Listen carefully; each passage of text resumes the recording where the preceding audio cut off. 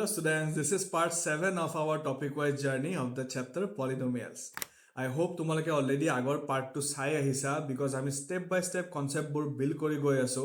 আৰু last video ত আমি discuss কৰিছিলো factorization of quadratic polynomial by middle term splitting method.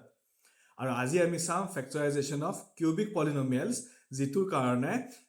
middle term splitting method to জানাটো বহুত দৰকাৰ. But don't worry, যদি তোমালোকে মিস কৰিছা তেনেহলে pause this video, আগৰ পাৰ্টটো চাই বা কনসেপ্টখিনি বুজি লোৱা, আগৰ পাৰ্টটোৰ লিংক তোমালোকে ডেসক্ৰিপচন আৰু পিন কমেন্টত পাই যাবা and then come right back. আৰু যদি তুমি আগৰ ভিডিওটো চাই আহিছা then let's continue. So আজিৰ ভিডিওটো অলপমান দীঘল হ'ব পাৰে,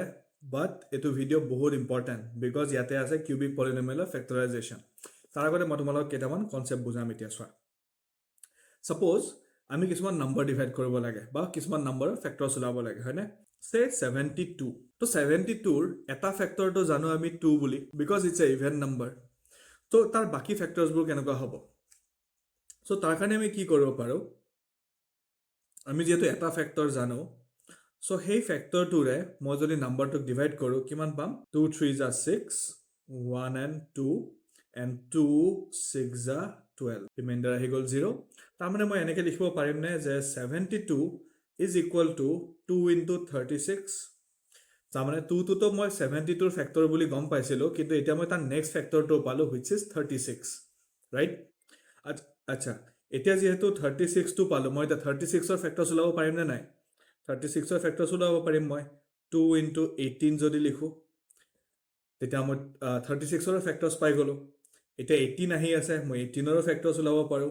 which is 2 into 9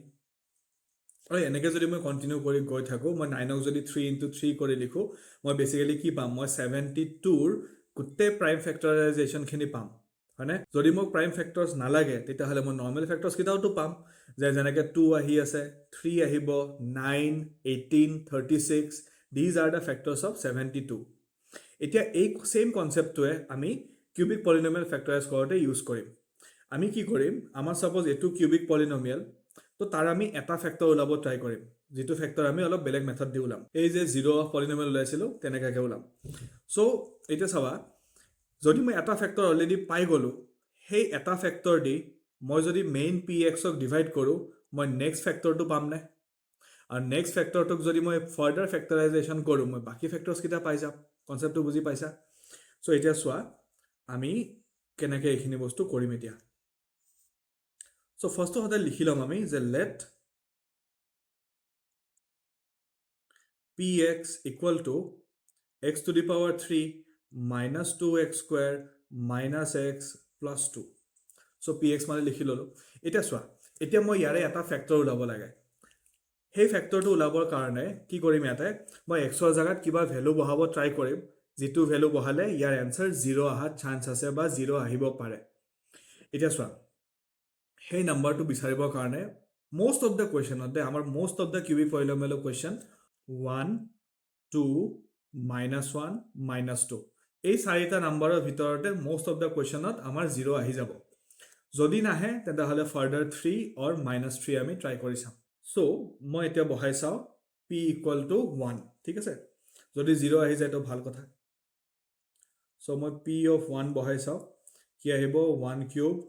minus 2 into 1 square minus 1 plus 2. So 1 minus 2 minus 1 plus 2. 1 plus 2 হৈ গল 3 minus 3 which is 0. তাৰমানে মই কি গম পালো যে মই x ৰ জাগাত যদি 1 বহাও তেতিয়া হলে কি আহিব আনসাৰটো 0 আহিব তাৰমানে ৰিমাইন্ডাৰ 0 আহিল না এতিয়া তাৰমানে মই ক'ব পাৰিম নে therefore x equal to 1 is a 0 of px এটা ইন্টারেস্টিংলি কি হ'ব if x equal to 1 is a 0 of px তেতিয়া হলে 1 টো যদি মই ইফালে লৈ আও কি হ'ব x - 1 পাম নে তো x - 1 to px ৰ কি হ'ব ফেক্টৰ হ'ব না নহয় কনফিউজন লাগিছে হয়নে এটা চোৱা মই যেটা তোমালোকক ফেক্টৰ থিওৰেম বুজাই আছিলো তেতিয়া আমি কি কৰিছিলো এটো চোৱা সে এটো কোৱেশ্চনে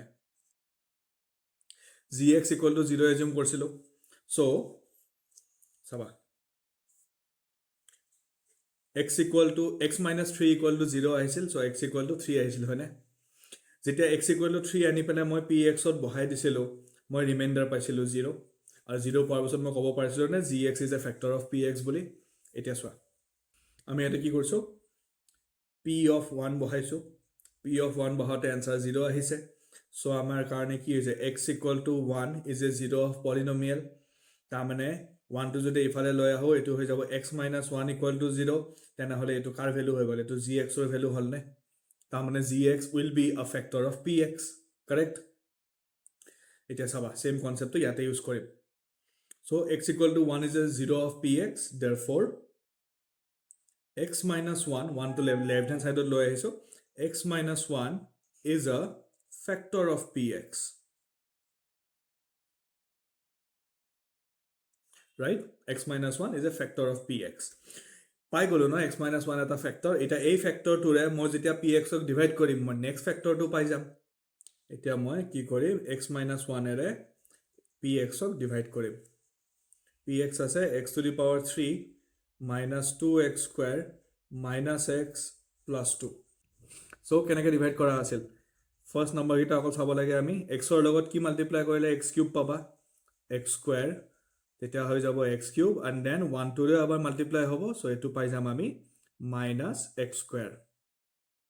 তাৰপিছত সেকেন্ড কি আছিল সেকেন্ড আছিল আমাৰ সিম্বলবোৰ চেঞ্জ হৈ গৈছিল তাৰপিছত এটো ক্যান্সেল হৈ গৈছিল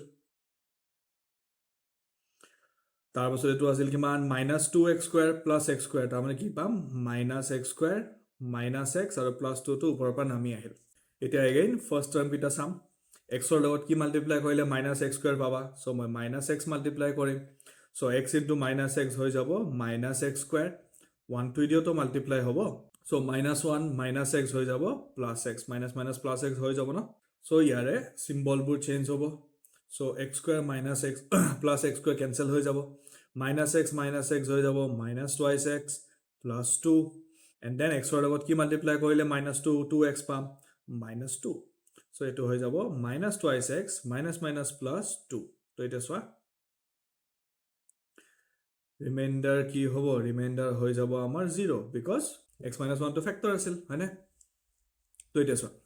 এটা মই নেক্সট ফ্যাক্টৰটো পাই গলো এটো হৈ যাব এটো তাৰমানে x minus 1 ৰ লগত যদি মই এটো মাল্টিপ্লাই কৰো I will get the px হেই কাৰণে এটা কি লিখিম সোয়া therefore px is equal to x minus 1 multiplied by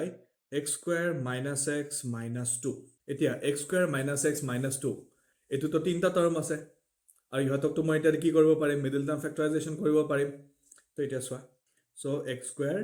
minus এটোৰ কাৰণে জাগা এৰি দিম -2 লাষ্টত মাইনাস আছে সো ইয়াতো কি হ'ব মাইনাস হ'ব তোৰ কি ফ্যাক্টৰছৰ পৰা তোমালকে 1x পাবা তোৰ ফ্যাক্টৰছ আছিল কি মানে কি আছিল আমাৰ মেইন মেথডটো first number last number multiply কৰিব লাগে ইয়াতে একো নাম্বাৰ নাই মানে কি 1 আছে সো আমি 1 আৰু 2 মাল্টিপ্লাই কৰিম পাম আমি 2 তোৰ কি ফ্যাক্টৰছৰ পৰা আমি 1 পাব পাৰো obviously 2 - 1 যদি কৰো because 2 is equal to 1 into 2 prime number হয় না সো ইয়াতে মই লিখি দিম twice x minus 1x so this is x minus 2 এটো হৈ যাব x square minus 2x plus x minus 2 1x মানে x so x minus 1 ইয়াৰ পৰা x to common লম কি থাকি যাব x minus 2 থাকি যাব ইয়াৰ পৰা 1 common লম কি থাকি যাব x minus 2 থাকি যাব তো এতিয়া সোয়া x minus 1 overall x minus 2 এটা common লব পাৰিম x minus 2 আৰু বাকি থাকি গল আমাৰ x plus 1 হৈ গল এটো হল আমাৰ factorization of a cubic polynomial তো ইয়াৰ কাৰণে সোয়া ইয়াৰ কাৰণে তোমালোকৰ ফ্যাক্টৰ থিওৰেম লাগা হল ইয়াৰ কাৰণে তোমালোকৰ 0 of a polynomial লাগা হল ইয়াৰ পিছত তোমালোকৰ division of a polynomial by a polynomial লাগা হল এন্ড দেন তাৰ লগতে কি লাগা হল আমাক মিডল টার্ম ফ্যাক্টরাইজেশনও লাগা হল so it is a very important topic এটা আমি সব লাস্ট এটো কোয়েশ্চন দেন আমি আকৌ দুটা কোয়েশ্চন ডিসকাস কৰিম আমি নেক্সট ক্লাছত ঠিক আছে এটা এই কোয়েশ্চনটো সোয়া সো আমি ফাৰ্স্টতে কি কৰিম late px equal to x to the power 3 minus 3x square minus 9x minus 5 এটো দেখি ললো এটা সোয়া ইয়াতে obviously x ৰ জাগাত 1 বহালে তো आंसर 0 নহব because তিনটা মাইনাস সাইন আছে এটা প্লাস সাইন আছে so -3 -9 -5 কেটাও আমাৰ 1 নাপাও বা 0 নহব so এবাৰ -1 বহাই ট্ৰাই কৰি চাও so p of -1 is equal to -1 to the power 3 minus 3 minus 1 square minus 9 minus 1 minus 5. So minus 1 cube মানে হৈ যাব minus 1, এটো হৈ যাব minus 3 plus 9 minus 5. Plus 9 to আগত লিখি আছো. So minus 5 minus 3 হৈ যাব minus 8 আৰু minus 1 মানে minus 9. So 0 পাই গলো. So see minus 1 লোৱাৰ লগে লগে এবাৰ 0 পাইছো. তাৰ মানে আমি কি ক'ব পাৰিম? Therefore x equal to minus 1 is a 0 of px, right? তাৰ মানে minus 1 যদি এইটো সাইডত লৈ আহো কি হ'ব? Plus 1 হৈ যাব. X plus 1 is a factor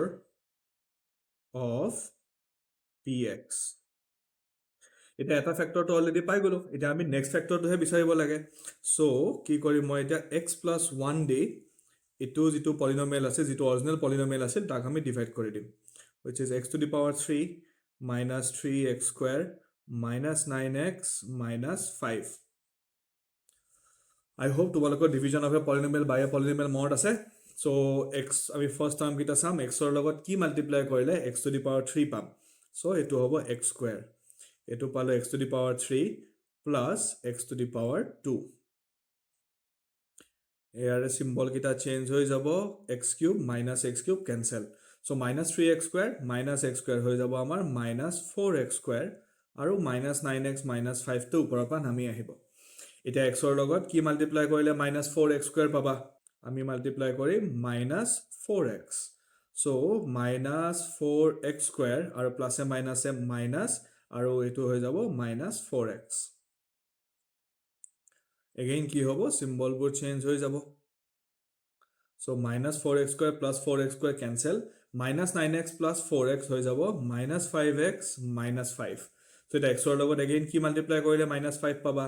obviously minus 5. So তেতিয়া হ'ব আমাৰ minus 5x plus এ minus 5. আৰু এতিয়া যদি আমি সিম্বল কিটা চেঞ্জ কৰো